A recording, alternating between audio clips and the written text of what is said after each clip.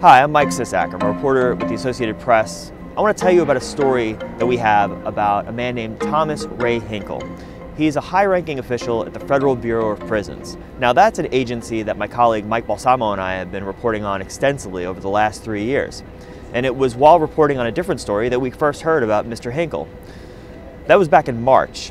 What we heard, and what we've investigated and are now reporting, is that he was accused of abusing 3 inmates at a federal prison in Colorado back in the mid-90s. Since then, after those allegations, he has been promoted repeatedly up the ranks all the way to Deputy Regional Director of the Western Region. That's one of 6 regions the Bureau of Prisons has.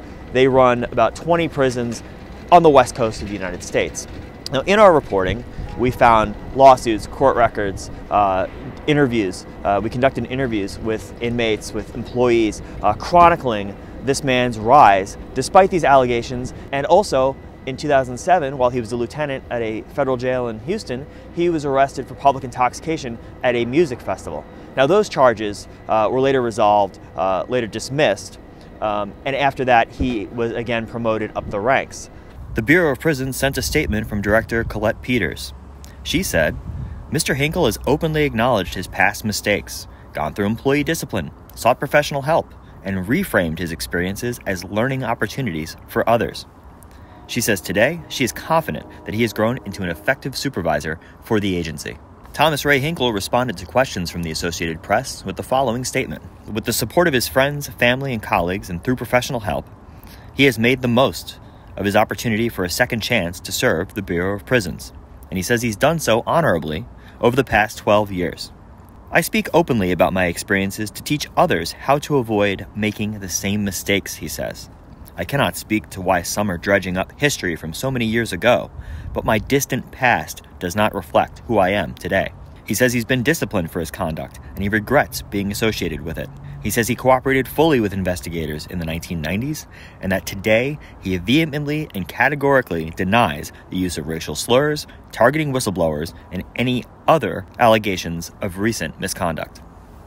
Federal prison employees that we've talked to describe Thomas Ray Hinkle's ascent up the ranks as something from the mess up, move up policy. That's what they call it.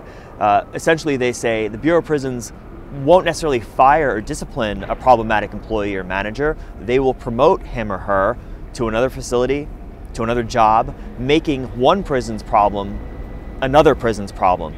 We've reported on many crises at the Bureau of Prisons, and these problems transcend presidential administrations. There were problems during the Obama administration, the Trump administration, the Biden administration currently.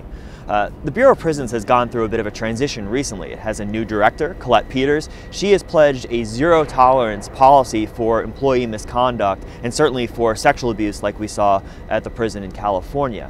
Now, Colette Peters inherits an agency with all of these problems. And what we see in the example of Thomas Ray Hinkle is that, certainly with him, there are people associated with this dark past, allegations of violence toward inmates, still helping run this agency.